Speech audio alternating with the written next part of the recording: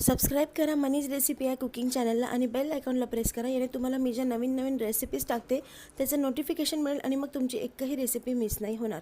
तर आज इथे नारळाची चटणी मी बनवून दाखवते. इडली सांबार किंवा तुम्ही डोस्यासोबत उत्तप्प्यासोबत सगळ्यांसोबत ही चटणी खाऊ शकता. खूप छान लागते. या पद्धतीने तुम्ही चटणी एकदा नक्की करून बघा. तर रेसिपी चालू करूया आपण. अद्रक घेतलेले इथं आहे, थोडंसं अद्रकचे तुकडे घेतलेले आहे, लसूण घेतलेले आहे, हिरवी मिरची, ओलं नारळ आणि पुदिना. तर आपल्याला हे सगळं मिक्सरमध्ये टाकून घ्यायचं आहे. थोडं थोडं करून हे मिक्सरमधून काढून घ्यायचं आहे. तर खोबरं टाकते मी, त्यामध्ये थोडं आता पुदिना आणि अद्रक लसूण घालून घेणार आहे. तुम्ही नक्की ह्या टाईपची चटणी एकदा करून बघा, याची टेस्ट खूप छान लागते. हिरवी मिरची घालून घेते. तिखट तुमच्या चवीनुसार हिरवी मिरच्या तुम्ही कमी जास्त करून घ्यायचं आहे आणि याला मिक्सरमधून फिरवून घ्यायचं आहे. याच्यात मिक्सरमधून फिरवण्याच्या पहिले दही तुम्हाला घालायचं आहे. दही याच्यातच घालून फिरवायचं आहे, म्हणजे ते एकजीव होतं नीट.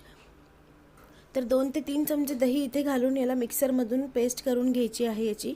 तर पेस्ट करून घेतलेली आहे मी आता याची मिक्सरमधून, आणि जे राहिलेलं आहे त्याची पण पूर्ण मी पेस्ट करून घेणार आहे.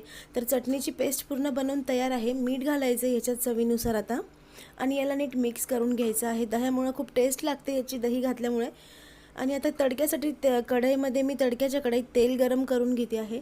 तेल चांगलं गरम करून घेतलेलं आहे मी. फोडणी देऊया आपण इथे. फोडणीमध्ये मी घालणार आहे मोहरी घातल्यानंतर जिरे घालणार आहे. कढीपत्ता तुम्ही नक्की घाला, कढीपत्ताने खूप टेस्ट लागते याची. तर जिरे मोहरी घातल्यानंतर मी याच्यावरती फोडणी ओतून देणार आहे आणि याला नीट मिक्स करून घेणार आहे.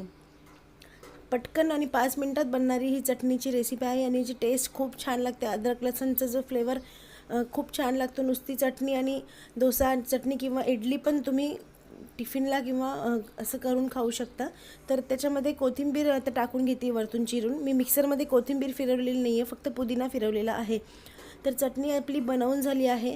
एकदम सोपी आणि पटकन बनणारी ही साऊथ इंडियन डिशेससोबत ही चटणी खूप छान लागते. तर तुम्ही नक्की ही रेसिपी करून बघा. चटणीची ही रेसिपी आवडली असल्यास तुम्ही नक्की लाईक करा, आणि रेसिपी आवडली असेल तर शेअर करायला नक्की विसरू नका. आणि मनीज रेसिपी कुकिंग चॅनलला सबस्क्राईब करा. तर भेटूया एक पुढच्या नवीन रेसिपीसोबत. आता ही चटणीची रेसिपी तुम्ही नक्की करून बघा. तोपर्यंत बाय बाय.